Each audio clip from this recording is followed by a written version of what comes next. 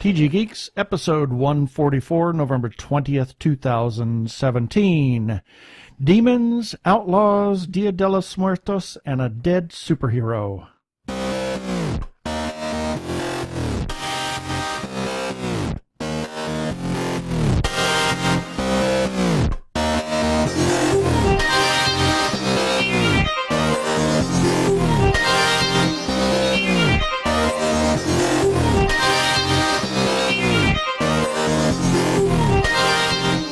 Hello and welcome to another webcast from tggeeks.com, where Ben and Keith, the Two Gay Geeks, talk about all aspects of geekdom and nerdery. Sci-fi, comics, film, horror genre, you name it, we talk about it. I am Keith Lane, and we are coming to you from TG Squared Studios in lovely Phoenix, Arizona. And I'm Ben Raggington, also coming to you from, you forgot to add Dead Server. Dead Sir, yes. Phoenix, Arizona. Yes. Yes, we apologize that this episode is released a little bit late for those that you were looking for it on Monday morning. We had a little kerfuffle with our web hosting company, and there's an article up there, X web hosting company. We now have a new one, and I have a shout out to them later on in the show. So very good. We got a special interview for you now. Somebody that, we kind of cover it in the interview about how we met Carrie. So let's just dive right into it, shall we?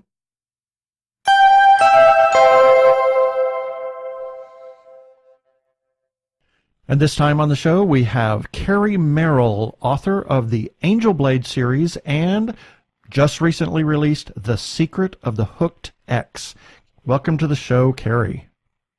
Thank you. Very happy to be here today. Yeah. And we should point out it's no relation to Carrie Merrill, who always who was always said, let's make a deal. Not the same person. Right, No, this is Carrie. No, I don't make deals at all, never. Carrie, not Carol. That's right. So no relation. Right. We met Carrie at Phoenix Comic-Con not this year, but last year, 2016. And I picked up her books after the fact. We had promised to stop back by, but we didn't. We got too busy. Too many shining objects, as always. But I picked the books up, and I read the whole Angel Blade series, and wow, what an incredible ride that was. And thank you so much. Yeah, and now you have this new book. But before we talk about the book, I want our listeners to know who Carrie Merrill is and how did you get involved in writing? Well, I actually started writing when I was very young. I think maybe as early as the age of 8. I was writing just little stories and putting them together mostly for my little brother, to help him go to sleep at night. I would tell him stories, and I started writing them down so that he could read them during the day. And I just continued to write, and the stories just got bigger and bigger, and I was collecting more manuscripts until about last year, probably 2015, 2016, my family finally urged me. They're like, you've got to get these out in the public. So that's when I first started my journey into actually pushing it out there to get it published. And the Angel Blade book was the very first one that I really pushed hard into the publishing market, and finally got picked up at the end of 2015 and got picked up by Christopher Matthews with the Soulfire Press division, which is the young adult division of Christopher Matthews. And that's when they picked me up and finally published the first book in March of 2016. Wow, that is amazing. It's such a short time, and you've been rather prolific in that short time. You have your fourth book now. My publisher has been very, very happy. I told them initially, I'm like, I have a lot of stuff to give you. Are you ready for this? And they're like, bring it on. And I said, okay, let's do this. You gave them the first manuscript and said, like a week later, and said, oh, wow. That's right. That's amazing. So, but you also have a rather interesting background. Your real job is fascinating. Well, this isn't it. Yeah, no. She wants to be a full-time writer. But tell us your background, because I think it's fascinating. Well, I sometimes call myself like Batman. I have a day job, and I have that night job, which I call as my writing job. My day job, I'm actually a full-time OBGYN. I practice right now in the state of Wyoming, in Casper, Wyoming. And, for those who might not be familiar, an OBGYN is a physician for women's health. I'm also a surgeon. So that's what I do during the day, yeah. And a lot of the times during the night. Yeah, well, yeah, when you're on call, exactly.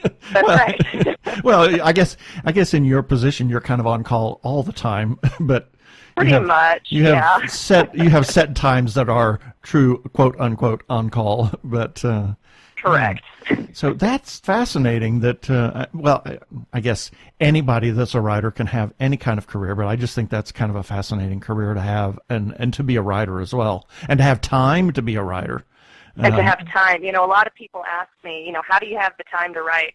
Well, when I'm on call, you really can't do anything else, but basically it's hurry up and wait is what that is. And right. So there's a lot of sitting around waiting for especially like babies to be delivered. So I bring my laptop with me a lot of the times when I'm on call. If I'm, sitting there waiting for the phone to ring, I'm sitting there writing because I can't really do anything else. So that's what I end up doing. Wow, that actually sounds like it works out great for you. So tell us about, because I've read the Angel Blade. I want to talk about that a little bit, but I know you really want to talk about The Secret of the Hooked X, and we'll get to that. I'm interested in hearing about that too.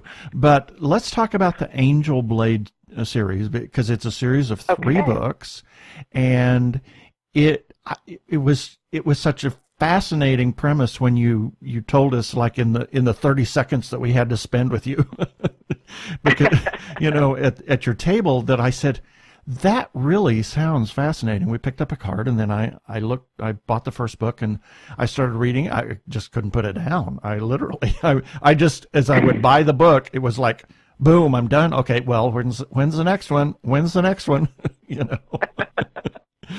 But tell us about that series.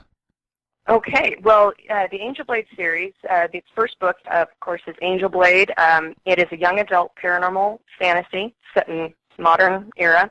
It's about a young woman who is dying of cancer until a stranger approaches her with a cure in exchange for becoming a demon hunter. It's a series that's going to be 4 books. So the first 3 books are out. I am currently working on the 4th book. It's in revisions right now. The manuscript is done, so it's just in revisions and editing right now. But yeah, it will be a complete 4-book series. Well, that's good to hear, because I was going to ask you. It's like you left the 3rd book. It's like, as I said, when I messaged you, I said to myself at the end of that book, Carrie, what have you done? You're killing me here. You're killing me. Because you left it where you could just leave it as it is, or you could pick it up and tell more story. And I thought that was fascinating. I love when there's kind of a cliffhanger, but it's not so much of a cliffhanger that that it could go on, or it could stop there. It's slightly open-ended. Right, yeah. So I'm glad to hear. That's how I like to leave my books. I don't like to leave like massive cliffhangers, but enough that you're like, yeah, I think I really want to know what happens to these characters again. Well, unless you actually have the book, the next book pretty much done, then you could leave them as a cliffhanger. There's something terribly cruel about a to be continued, but now you got to wait 1.5 to 3 years for the next one to come out. I mean, exactly. that's sadism. That's right. And thankfully, I write fast enough that luckily you don't have to wait that long. Yeah, I was surprised. I mean, it was June of last year, and we picked it up, and I've read the 3 books and then you have this 4th book that you just released, and then the 4th book in the series that's getting ready to be in revision right now. That's fascinating. Mm-hmm. That's just great. I'm glad that there was a 4th book, because it doesn't, you don't indicate that there is a 4th book, but it's like, oh, please. Is it? Yeah, I am into torture, and I really enjoy that. Yes. Is that going to turn out to be like an open-ended series? without giving away too much, the end of the fourth book will be up to your own interpretation, how it will end for you. I know that's very vague, but it'll be one of those that for each individual person, it will be a different ending. Okay, so let me ask this then. As a writer, are you looking to revisit that universe after this book is done and out? That's difficult to say. When I first wrote the first book, Angel Blade, when I originally wrote it, I did not have an intention of having it be a series. It was going to end there. Oh, wow. But literally, as I was writing the last chapter, everything changed. And it's so funny when you're writing that characters have minds of their own. Yes. They're like children. You can raise them right, but they'll do what they want. Exactly. Oh, yes. We've heard that from many, many different authors. So the ending changed so much, and I'm so glad that I literally, as I'm writing, I changed it. And it suddenly brought out this series, and I didn't know at the time even that it was even going to be 4 books. I was originally going to plan it to be 3, but then as I'm writing the third one, of course, I'm like, yeah, these characters, they're not done telling their story yet. However, as I finish the 4th one, I'm like, I'm pretty sure, but, even then, I may be down, years down the road and say, I like these characters too much. I think that they still have more story to tell. Or one of them may be knocking on your door, screaming at you, there's something else going on here. So I think it's... Absolutely. It could totally be like that. So you never know. It's time for you to ask the question. Okay. I have to ask this question. This was something that was... We asked virtually every author. And the only reason I bring this up, first I discovered this writing characteristic from Joe Michael Straczynski from Babylon 5. He mentioned this, and then a local author friend of ours, Jeannie Koch, said exactly the same thing to us, and that is, so the question is this: when you're writing a book, are you actually hearing the characters in your head, and are you merely taking dictation? I'm hearing the characters in my head. Okay, so they actually have lives in your. You have multiple lives. You have multiple character disorder. Yeah, multiple character disorder to the point where there's sometimes when I'm writing a scene that I feel their emotion. I feel what they're doing. That I've even written a scene where I'm in tears because of it, because of how they're feeling and what they're going through. So I'd have to say, no, I'm almost channeling the characters. Okay, Jeannie would like you, Yeah. because she says she would never trust an author who doesn't empathize or has some kind of relationship with the characters like that. She says any really good author would do that. Yeah, I think if you're just dictating what's happening, you're too detached. And I think the reader would feel that. It just feels like reading a screenplay. Right. Mm. So when you start writing and you start writing a certain way, have you gone back and the character said, no, that's not the way it is? Yes. Well, that's why I take my revision process very seriously. I write my first draft very quickly.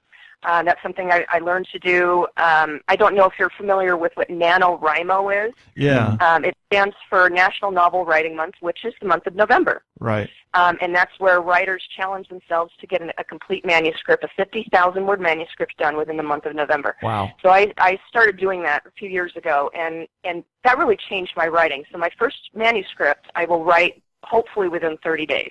But my revision process takes much longer, and that's, again, where the characters decide to change their minds. Right. Where something different happens, and I have to change the scene enough because it wasn't right the first time, but when I go back and revisit them, it will sometimes change. Oh, cool. That's fascinating. I've always found when authors talk about that, it just...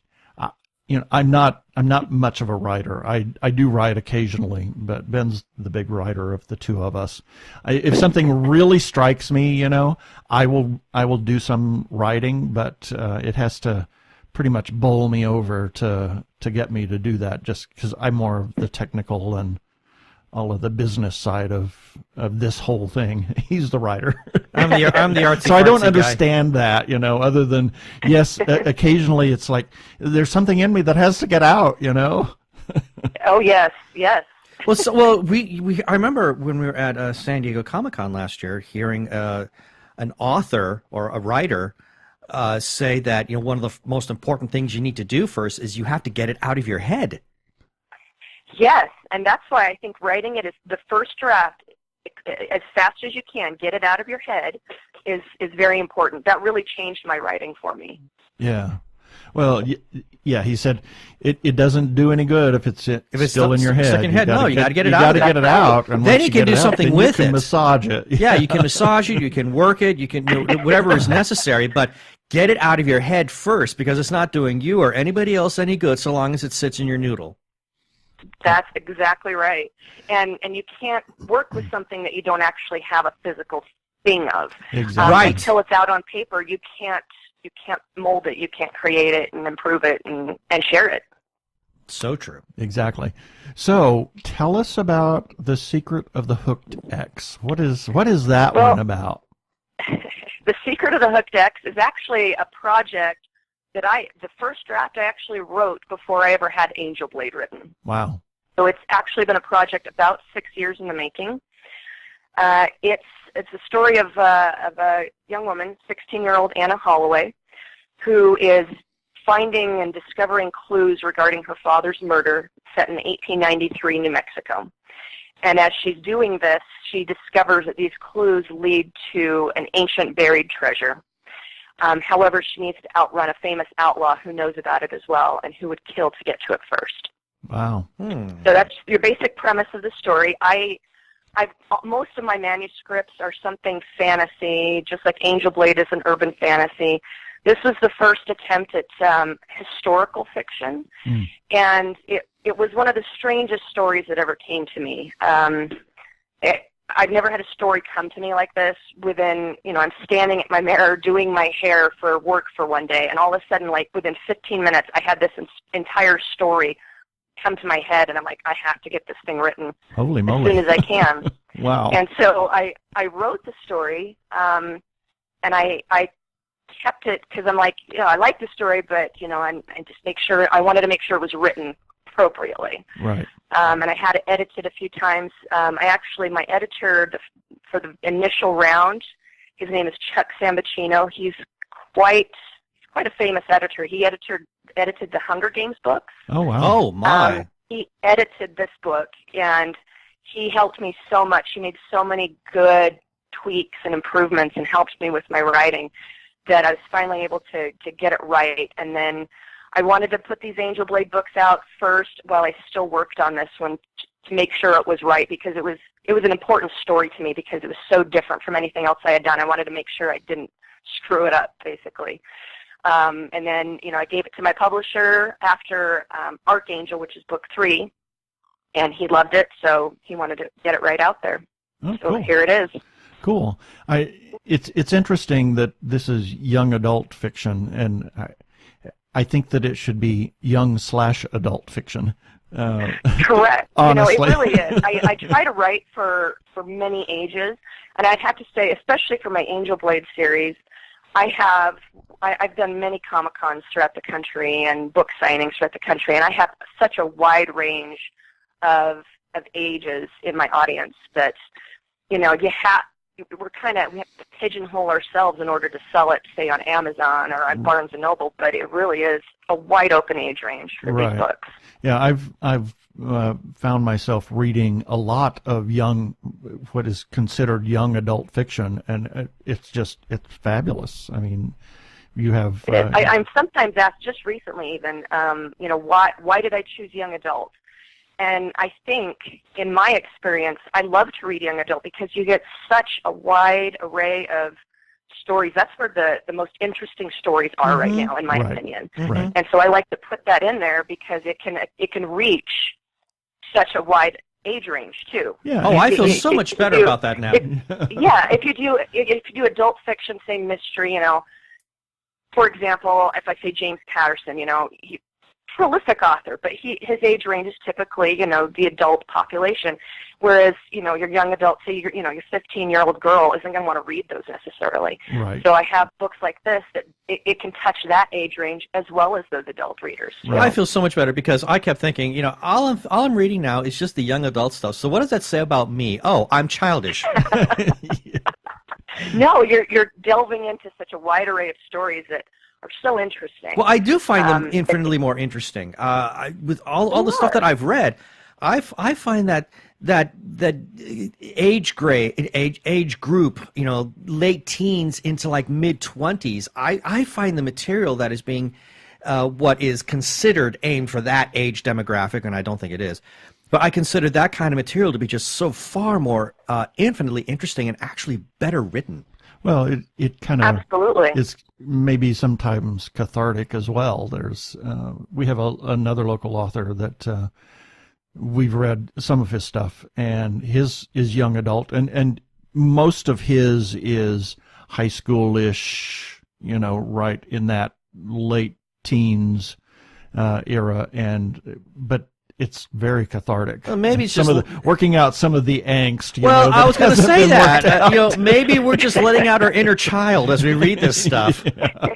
Well, it is because that age range is such a time of change, emotional change, physical change, and when we're adults, once we hit that 25 and over, our brains are a little bit more stable, our hormones are more stable, but it's that age range before that, imagine thrusting them into these very crazy situations while they're experiencing all that. That's just added, interest to the story. Added insanity.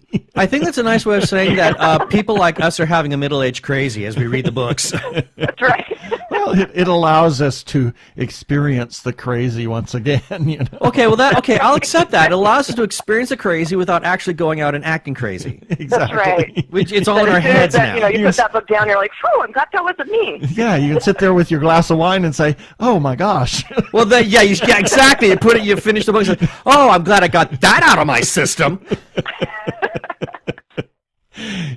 So, where in New Mexico does I'm sorry, I just derailed train of thought. Where in New Mexico does Hooked X take place? Well, I said it in New Mexico. I've had an interest in New Mexico since I was a kid, just because, and I kind of describe it in some of my acknowledgments. I have had this fascination with gunslingers and outlaws of the Old West since I was a little kid. Yeah. So naturally, a story set in the Old West about this girl who has this fascination with outlaws and gunslingers of the Old West, and it turns out that everything she thought she knew about them was wrong, and the romantic side of it really isn't there, and it's actually quite horrible.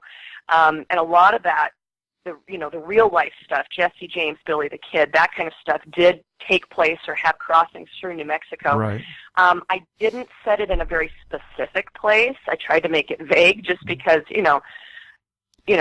as a nod to all my people who actually do live in New Mexico, I didn't want to get it wrong. Right. Yeah, well, that's why I wanted to make it vague. It could be anywhere from it could be anywhere in central New Mexico, northern New Mexico, but not a very specific place, just because, it is set in 1893, because those places would have changed long since then. So I tried to, make it similar to the life of Billy the Kid or Jesse James in their early lives, set in those areas, but they're not very specific. Yeah. Well, but it does take place, in New Mexico, but it does cross through the country. I have scenes set in Kansas City. I did more research for this book than anything else I've ever done. So, I revisit the old stockyards of Kansas City, because that's what made it famous. That's why the city was originally established, was the cattle stockyards there. They also traveled to Chicago. And in 1893 in Chicago, it was at the height of the World's Fair, the first World's Fair in the United States. Right. Interestingly enough, and I didn't intend this to be the case, but as I'm doing my revisions, as I said, things change. In 1893, during the World's Fair, was also at the height of when H.H. Holmes, one of America's first documented serial killers, was very prolific during the World's Fair in Chicago. So I make a little bit of a tie-in there as well. They're also traveling to Boston at that time and Nova Scotia. So, it's kind of a big adventure, epic adventure across the United States in the early times of establishment of this country. Wow. Yeah, the reason I asked is I lived in New Mexico for 8 years. I lived in Albuquerque, so it was... okay. I'm glad that you just kind of made it nondescript, because... people that live in New Mexico would have jumped up and down if you had gotten it wrong. Exactly. And I didn't want to get it wrong.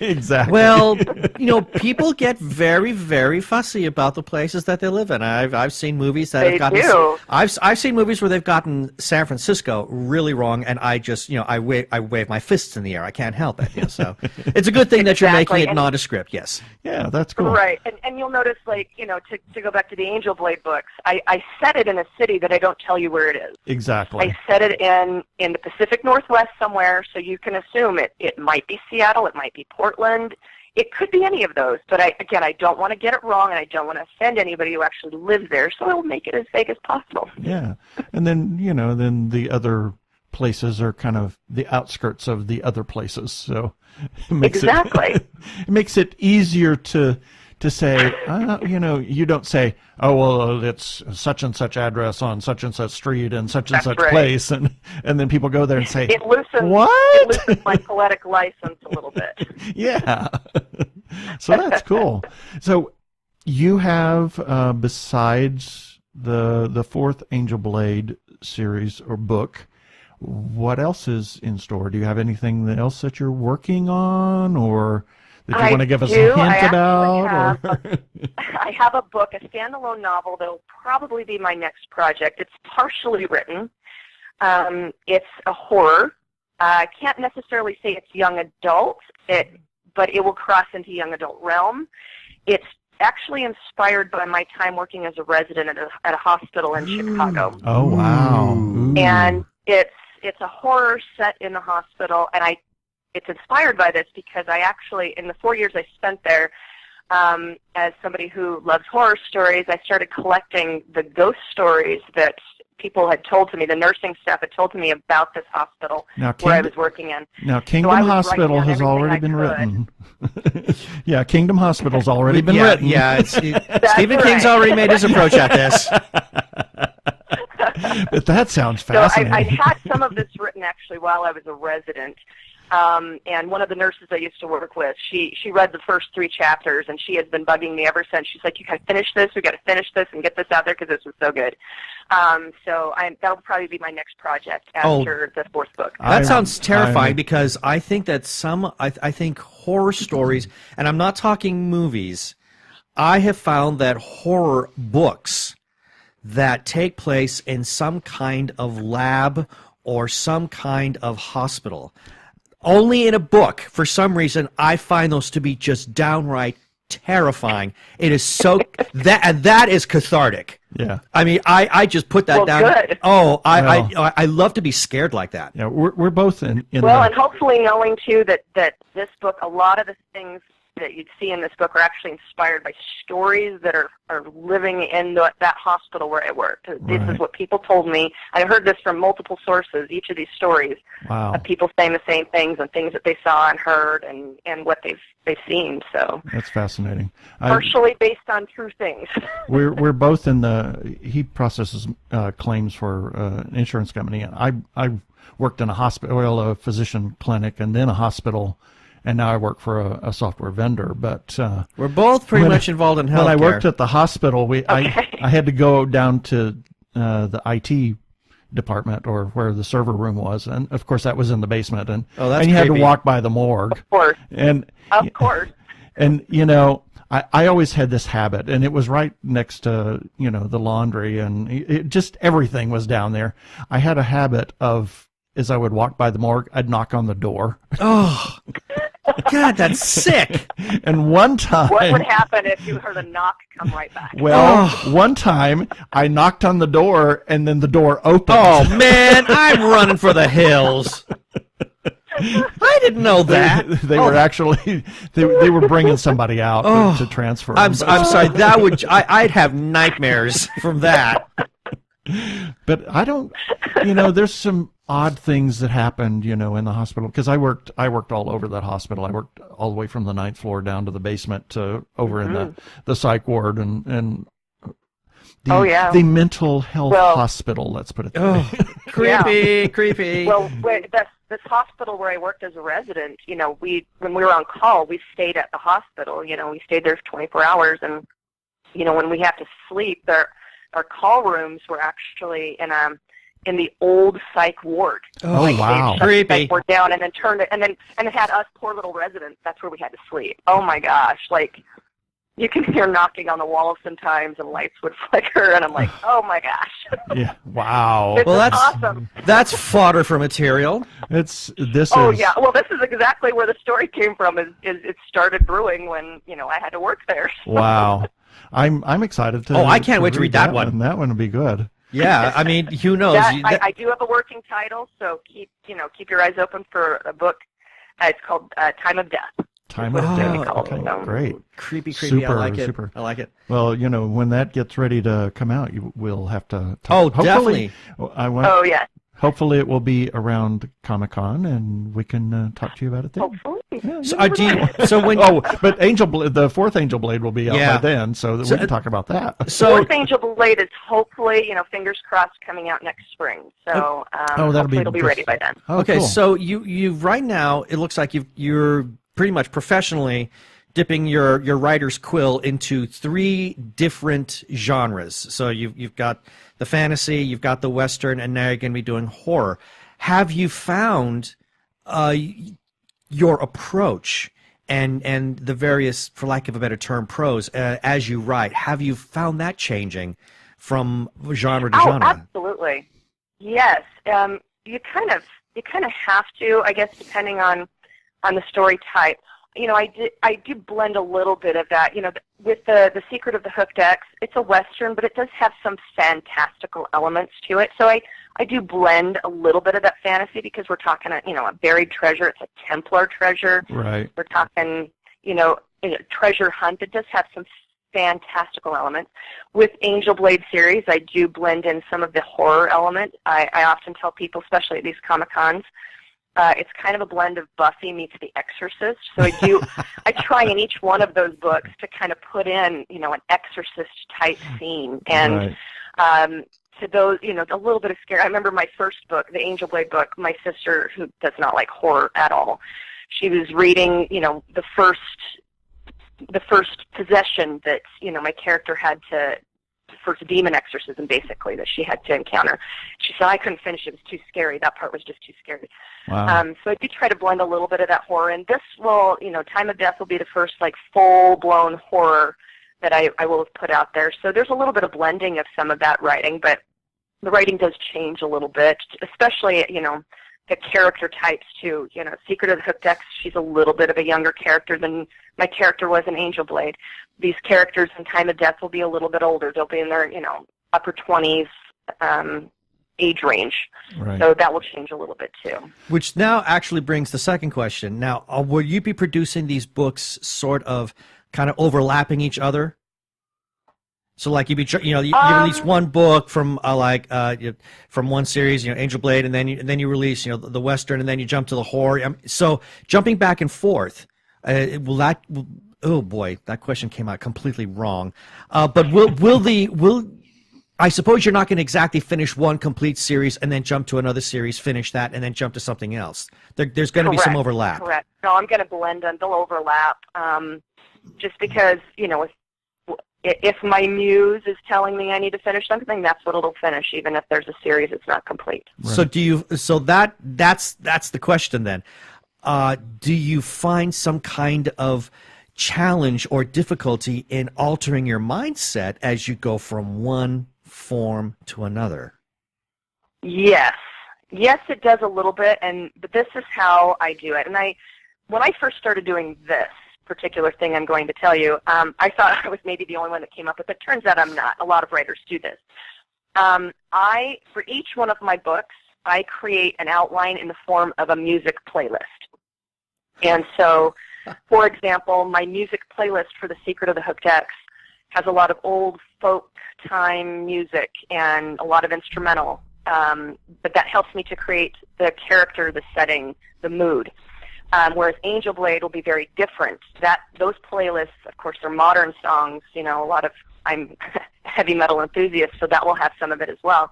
So they're very different playlists, but it also, as I'm writing and revising each of these books, I play this playlist the whole time I'm doing it. And that helps me to create the mood, to create the characters and the setting appropriate for that book. Yeah. Our friend Jeannie has occasionally she will get stuck on a song and play it over and over and over because she's writing, so as long as she keeps writing to that song, she's going to keep playing that song. That is correct. I do the same thing, especially if it's a particular scene and that song goes with that scene. I will put it on an infinite loop until I'm done with that scene. Wow. Even if it's 3 hours later. That's fascinating. And now I got to know, what's the playlist going to be when you do the horror novel? Oh, a lot of undertones and maybe some Marilyn Manson. That does work sometimes too. Wow. Farah, I can't wait to read that one. That one sounds fascinating. That's going to be now, great. Have you thought about, or is your muse telling you anything about science fiction in the true sense of science fiction, other than maybe a science fiction element in a book, something that's true? Yes, actually, I have sci-fi. had some ideas of true science fiction.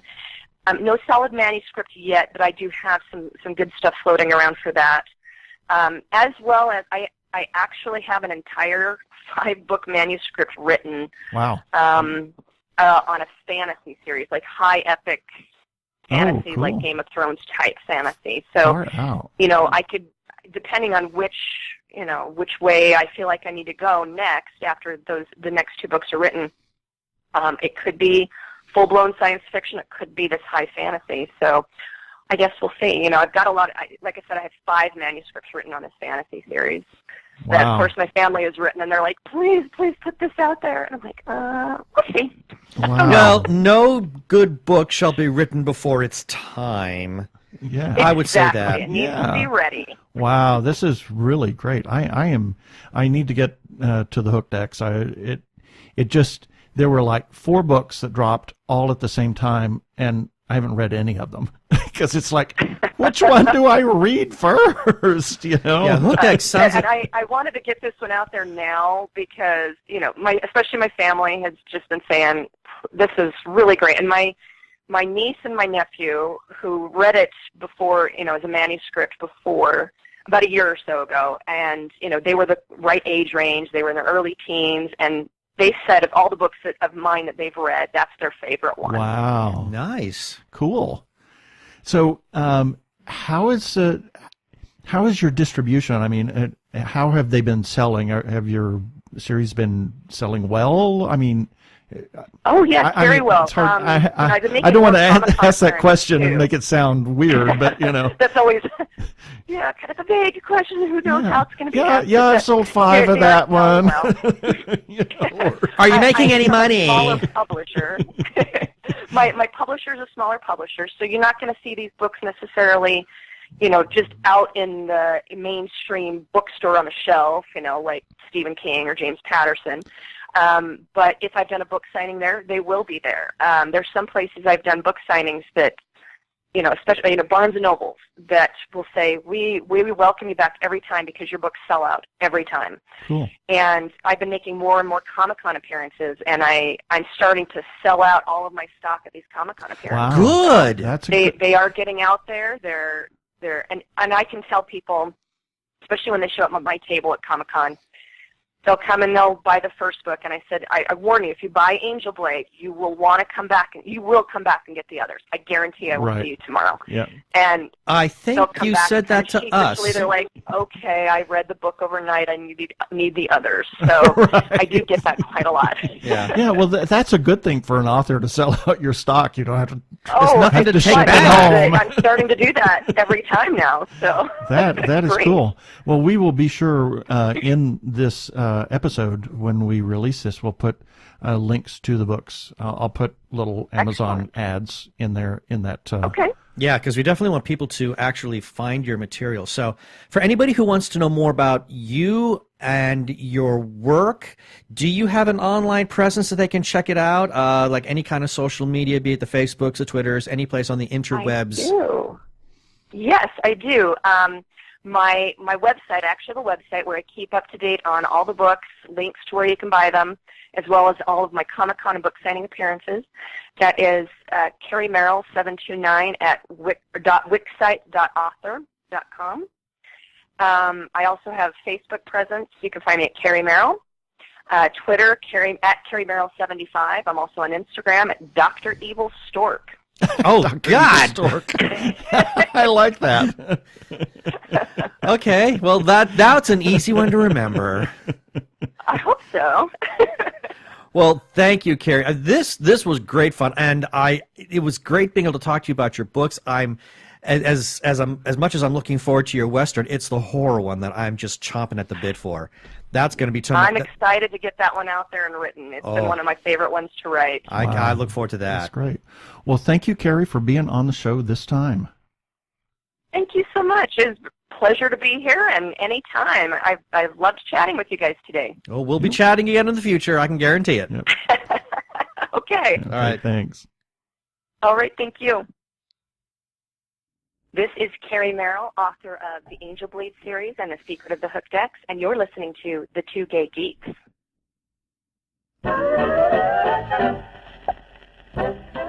And here's a few selected birthdays for November 20th through November 26th, 2017. On November 20th, Ming Na Wen. And Sean Young, who's... now she's Sean old. Sean, well, not Sean not so so young. young. Yes. and she's older than me. She was born in 1959. Oh, how about that? How about that? Also on November 20th, Edwin Hubble. Hubble. He was the astronomer. Right. So it's the Hubble telescope? Yes. I see. Well, so says Thor. I see. Moving right along. On November 20th also. You weren't ready for that one, were you? I wasn't. Jerry Colangelo, the former owner of the Phoenix Suns, Arizona Diamondbacks, and he... A number of other things. Yeah, the Dodge Theater, which is no longer the Dodge. Yeah, and I actually had a run-in with Jerry once. It wasn't a run-in in a bad sense. Well, I did too. Well, yeah, you were standing there too. Well, no, I was crouching on the floor. We were at Starbucks, and we were in line, and Jerry was in front of us, and he left his phone sitting there on the counter, and he came back, and it was like I handed it to him, and I said, I don't think I really want this. I remember that, but I also remember I had dropped something, so I went down, I kneeled on the floor to pick it up, and that's when he was like right in front of me, and I looked up and thought, God, you're tall. He is. He's a very tall man. Anyway, he used to frequent Park Central Mall and several places there. The Not Starbucks, so much anymore. Yeah, anyway. Also on November 20th, Chester Gould, who drew Dick Tracy. That was his big claim to fame. He was born in Pawnee, Oklahoma. So that's one of the reasons I guess my dad liked Dick Tracy. But I mean, among other things, well, everybody liked Dick Tracy too. There's nothing wrong with that kind of loyalty. Yeah. November 21st, Bjork. What about that dress she wears, that Yeah. goose? Well, Or is it a swan? It was a swan. Oh. Yes. Well, everybody remembers that. Even people that weren't alive remember that. I know. As far as I'm concerned, she turned it into a goose. Anyway. Or was it certainly laid an egg. Maybe it was just a lame duck. It certainly laid an egg. Yeah. November 21st, Goldie Hawn and Lorna Luft.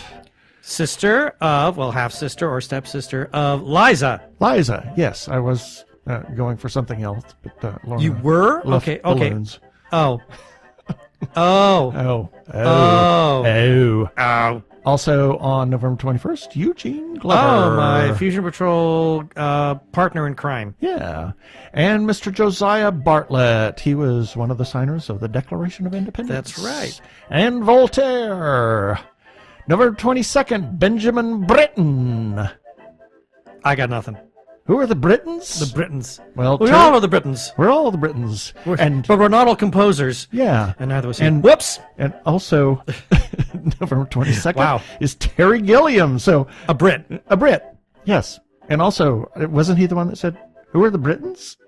No, that was Terry Jones. Oh, Terry Jones, yes. Also, November 22nd, Jamie Lee Curtis. Jamie Lee Curtis. Yes. Scarlett Johansson, Robert Vaughn, and Mark Ruffalo. Oh, so, how appropriate. Yeah. That Bruce Banner and Black Widow should have the same birthday. Exactly. So, November 23rd, my hero, Mr. Chris Hardwick. Anything else about? Well, I think we know where he lives. We're not sure, but I think we know where he lives. We kind of drove by his house one time. We've been stalking his house. Yeah, I've been stalking his house. And the only reason I suspect it's his is because of the Fiat that's out front. But I could be wrong. I mean, you never know. I mean, Fiats are kind of almost ubiquitous in that part of Southern Cal. Yeah. So also Bruce Valanche. Oh, I guess that means we have to watch the Star Wars Holiday Special. No, thank you. Even though it was the anniversary was here a couple of days ago. Was that Friday or something like that? Something like that. Anniversary of when it was when it was first aired. Yes. Was the Life Day? Yes. And Harpo Marx, wasn't he the brother of Karl Marx? It's a fact. It's a fact. Yes.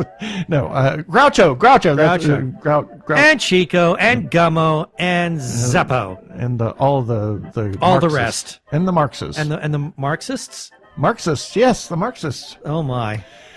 November 23rd, also Manuel de Falla, famous composer. And Edward Rutledge, another signer of the Declaration of Independence from North Carolina. November 24th, Dwight Schultz. He has had a prolific career. I looked him up in IMDb. Oh, my God. He has done so much voiceover work. Really? That's all he does anymore. Oh, I had no idea he was doing voiceover. Yeah. Oh, my gosh. It's just like in between everything else that he's done. You know. He's a really, really fabulous actor. I mean, I know that everybody remembered him as I was a Mad Dog Murdoch or something like that in the A-Team, which I never cared for. But it wasn't until he was on Star Trek The Next Generation that I was able to recognize the depth of his acting ability. Mm-hmm. And then Babylon 5. I mean, he's a really, really good actor. Yeah. Also on November 24th, Junipero Serra, the yes, the padre that established most of the missions in California. Yeah, especially in the San Diego area. Yeah, well, San Diego all the way up to... Oh, yeah, all like Monterey or something like that. Yeah, way up there. Or as your mother likes to tell the story, she went on a tour and the tour guide was saying, Junipero Serra. Oh, my God. Gringo. Yes. Also on November 24th, Billy Connolly and Henri de Toulouse-Lautrec. Don't choke on that name. Toulouse-Lautrec. Yes. Also, my sister. Your sister, Noelle Hughes. Happy birthday, Noelle. Happy birthday, Noelle. November 25th, Jeffrey Hunter. Captain Pike. And Ricardo Montalban. Corinthian leather. And, yes, you stole my thunder. What else did he do? Is that all he did? I can't think of anything else. Else. No, that's all he's never done. Also on November 25th, happy birthday to Mr. Bailey Hall. Happy birthday, Bailey. Yeah, the son of Greg and Audra Hall. Yes. He turns 16, I think. Oh, my God. Oh, gosh. He's just growing like a weed. And so is Logan, but... Yeah. November 26th, Tina Turner. All legs. And John McVie. Oh, a Fleetwood Mac. And Robert Goulet. And that's it for the birthdays this time.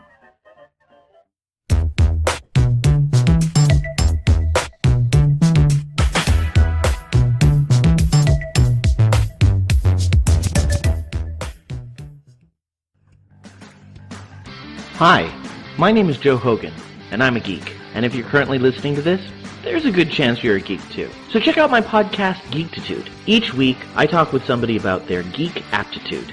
Sometimes I talk to people in a geeky profession. Sometimes it's someone doing something really cool with their geekiness. Often it's another geeky podcaster. But it's always someone who wants to share their inner geek. So join me each week as we come together to geek out about all the geeky stuff we love. And remember, this week, keep it geek.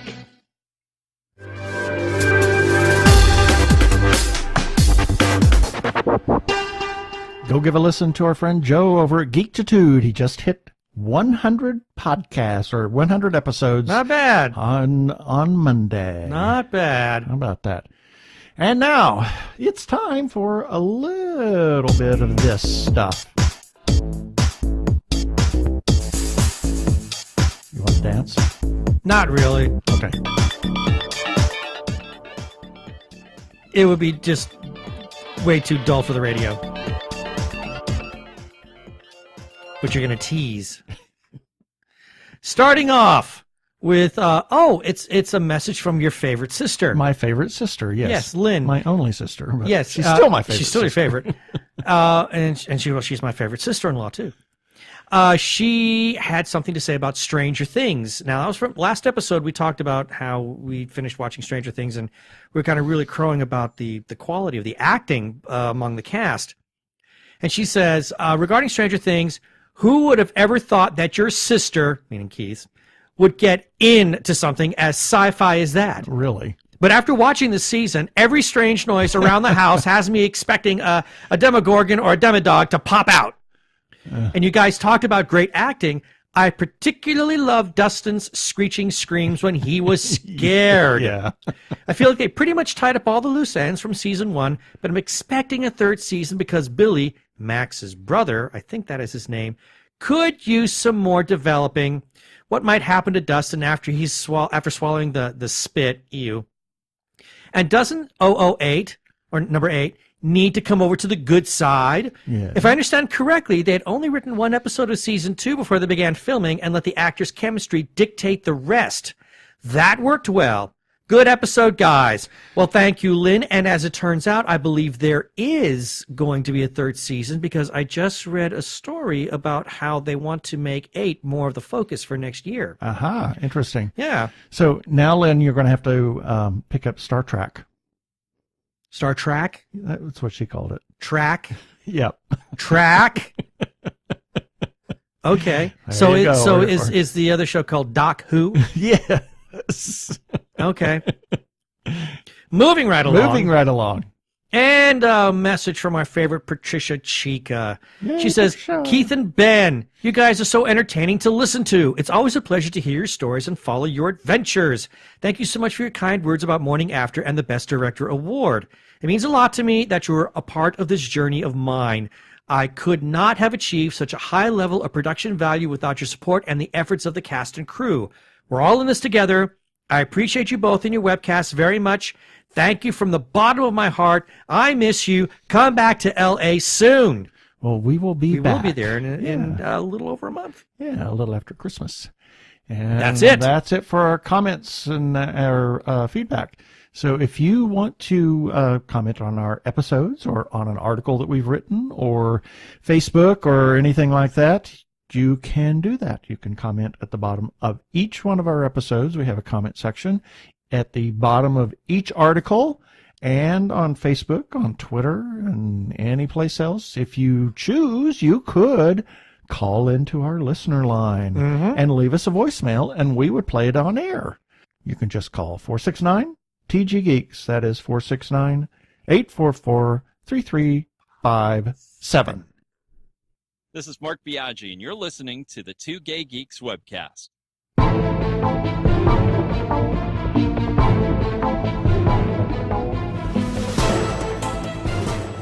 I'd almost forgotten what Mark sounded like in real life. Yeah. Mark is the one that does all of the other things like the Austin Powers and the Obi-Wan and the Sean Yoda Connery. and the Sean Connery and all those other bumpers that we have.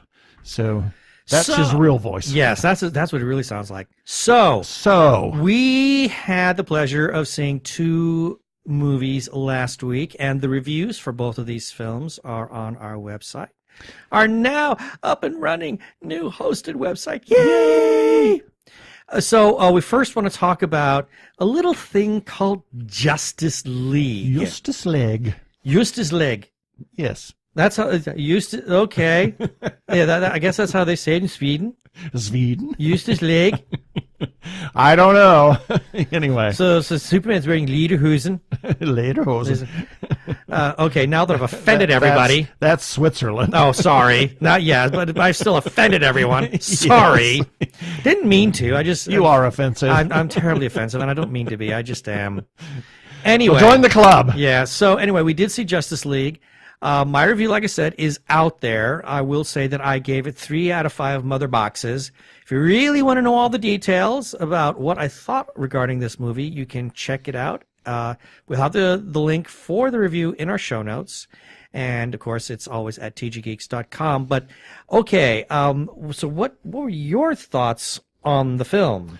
I liked it. I thought it was it was a little uneven, but as you said in your review, but I did like the little bit of humor that they interjected with the Flash and some of the other stuff, and it was really a good.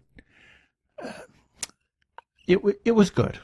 I liked it. Yeah, I mean that's my takeaway I mean, too. I didn't hate it. No. I left Dawn of Justice or Batman vs Superman just hating it. The best thing about that film was Wonder Woman. Oh, absolutely. You know, and this one had Wonder Woman and the Flash, which Ezra Miller did a great job. Oh my God, so good in this. And I remember thinking I was very, very down on him initially because I was very much a Grant Gustin kind of guy.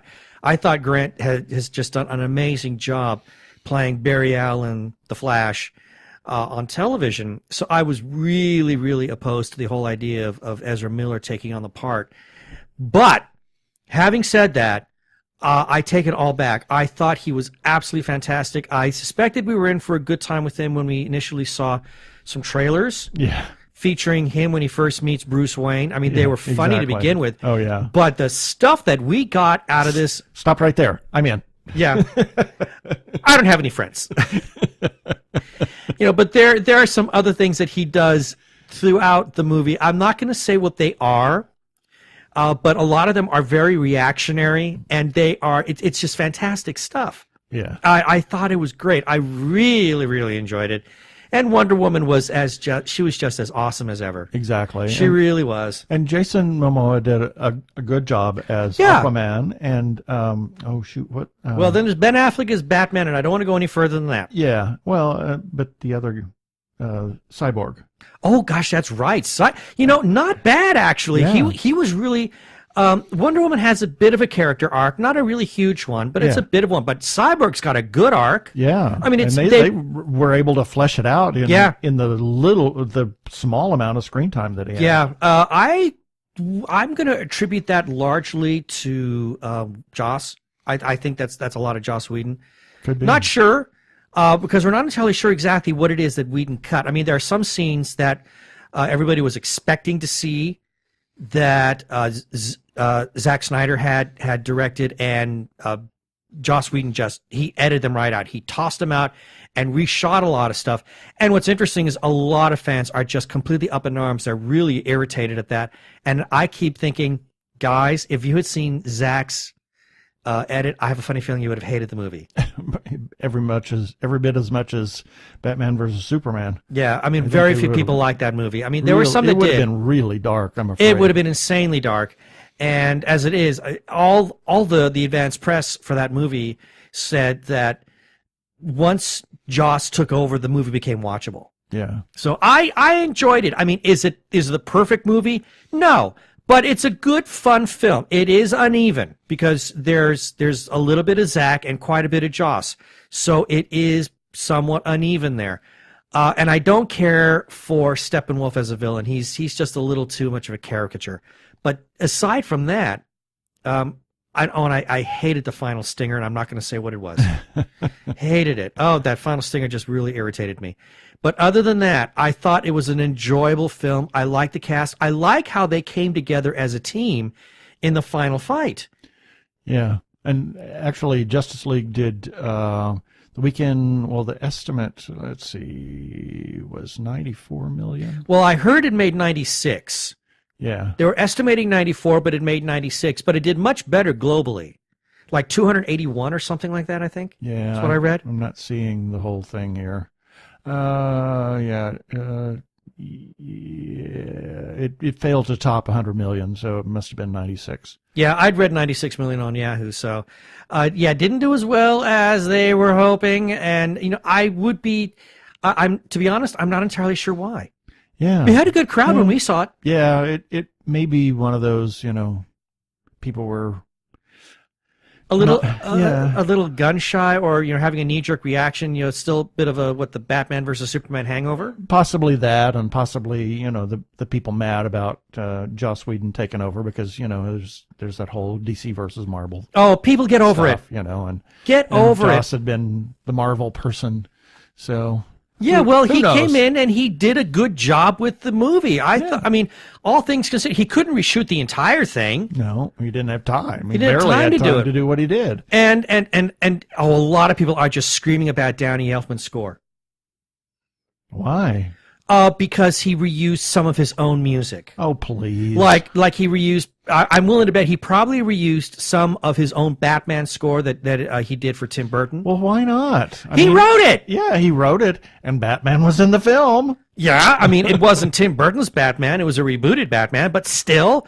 And he used a little bit of John Williams music here and there, so whenever there was a reference to Superman that I thought was appropriate, I mean, I thought it was good. I liked it. Yeah. Perfect? No. Enjoyable? Yes. People get over it. Yep. But we did see another film. We did see another movie, and holy cow. Lord. Holy cow. Wow. What can we say about the latest film from Pixar, Coco? Take the tissues with you. Bring the tissues. You're going to need them. Oh, my Lord. I know. I get verklempt just thinking about it. The movie was it's just glorious. Beautiful. It is just beautiful. It was glorious. There are no words to describe how I felt about this film. Well, there are. I wrote them down during a review. Yeah. But it is so undeniably beautiful. It really is. It's just a touching film. The animation is incredible. The story, oh my Lord. Mm-hmm. It's a I won't say it's a typical Disney story, but it's a typical, the way in their storytelling, the way they go about telling the story. And then this one has that, turn it on its ear. Yeah. Twist. And what I loved about it is that it was so organic. Exactly. And I don't know if you noticed it, but what was so funny, there was a couple of revelations that take place during the course of the movie, and one of them literally had the audience. I heard the audience gasp. Yes. And I thought, that is awesome. It really was. That is awesome. They are emotionally invested in this film. So this movie is, as you've probably seen some of the trailers, it's about the Dia de los Muertos. Mm-hmm. Day of the Dead. The Day of the Dead, and that cultural phenomenon that it is. And it really is just, it's about family. Oh, it's treated with such beautiful respect. Exactly. And I think that everybody will like it. I can't. Yeah. You have to have. And following your passion too. Oh God, yeah, yeah. And I will say that I think this is Pixar's finest animation in so many ways. And I'll go ahead and say this: there is a sequence with some guitar playing, and I do say this in the review. There is a sequence with some guitar playing, and they do some close-ups, and it was perfect.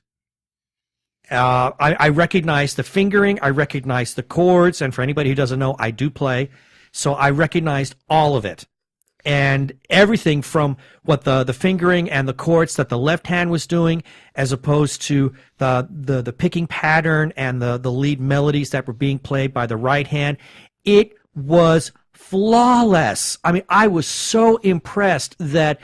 But again, I shouldn't be surprised. No, this is Pixar. The attention to detail. They are definitely attention to detail. Is our hallmark. But again, what really sells it is the story, and I remember and the characters. Well, the characters, yes, but something that John Lasseter has always said: story is king. Yep. And there's no doubt about that. Go see this movie. You will not be sorry. And yes, bring tissue. Yes. It is one of the most beautiful films Pixar has ever done. Yes, it is.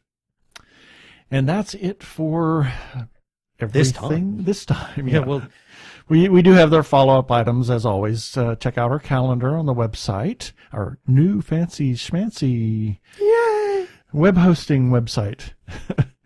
Check for birthdays, cons, film festivals, etc. If you know of something you want to put on the calendar, send us a note. Phoenix Comic-Con returns to the Convention Center on May 24th through the 27th, 2018. That they've is already Memorial announced Day guests. weekend, and they've already announced some guests. Big one seems to be William Shatner. Yeah, the Shat. The Shat, and then Guardians of the Galaxy. Michael Rooker, Sean Gunn, and Dave Bautista. Yeah, and I think Jason David Franks. Jason David Franks is coming back. Yep. Because, well, after the fiasco of last year. Yeah. So check it, phoenixcomiccon.com. Arizona Opera presents Candide, Leonard Bernstein's opera featuring the famed Glitter and Be Gay. This production is part of a worldwide celebration for Bernstein's 100th anniversary. Performances in Tucson are January 27th and 28th, and Phoenix, February 2nd through the 4th. Tickets still available. Check out azopera.org. And want you to check out the 3rd edition of Podcasting for Dummies, written by T. Morris and our friend Chuck Tomasi. Go to podcastingfordummies.com and check it out. And we want to give a huge shout out to GoDaddy for the great products and customer service they provide. Oh, gosh, yes. Thank you. They are our new web hosting provider. Thank you, thank you, thank you. They have provided outstanding customer service and a wonderful price on web hosting products for us. And as everybody knows, we're huge supporters of independent creators, whether it's filmmakers, comic book artists, or writers, or whatever. There is a lot of talent out there, and they don't get a lot of the money or fame or fortune. Money and fortune, I guess, kind of go hand in hand. Kind of. Anyway, so if you hear about somebody doing crowdfunding campaign or looking for money to complete a project some other way, please consider supporting it. You can usually get involved for as little as $1, and you never know, you might be part of something big. Please consider supporting independent creators. Special shout out to Doctor Who Talking Who on Twitter. They can be found with the Twitter handle @TalkingWho. They publish the Doctor Who Fancast Guide that republishes our stories, and we thank them for that. And we also like to thank the human Arkle. He is on Twitter with his handle @Arkle, that is ARKLE. He is better known to some as Brian Weber. Yep. And he puts out the Arkle Times Post-Dispatch News that also republishes many of our stories and reviews and whatnot. So check it out by going to Twitter and finding @Arkle. And he also has a presence on Tumblr with the incorrect Star Trek Voyager quotes. Always take a look at that. A lot of amusement can be found, but make sure you're doing it in a safe environment. And we want to give a shout out, as always, to the Lookie Show, the twins, Sasha and Dagmar. They are really wonderful, and they give us love on Twitter, and they have a great show on YouTube. It's called Lookie Show, and they do film reviews and television shows, among other things, on YouTube in a rather unique fashion. So check out Lookie Show on YouTube. Finally, a big shout out. Well, not finally, what am I saying? Special shout out to The Gay Geek. This is a Facebook group, and they allow us to post our episodes on their page, and they are awesome because of the awesome content, and the content is awesome because they have awesome people. Awesome peoples. And you can find it by going to facebook.com/group/thegaygeek, and it is moderated by the awesome Jeremiah Reeves. Thank you, Jeremiah. Thank you.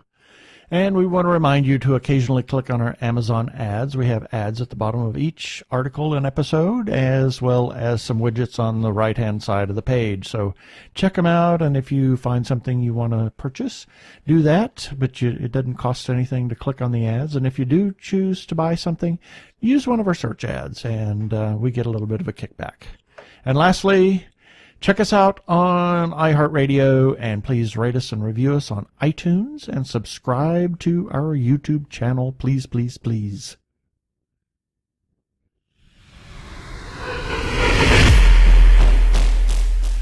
Up next week, we're going to talk to Zachary Wheeler. He talked about his new release, Max and the Snoodlecock. Say that 5 times fast. Yeah, it's book 2 of Max and the Multiverse, so check it out next week.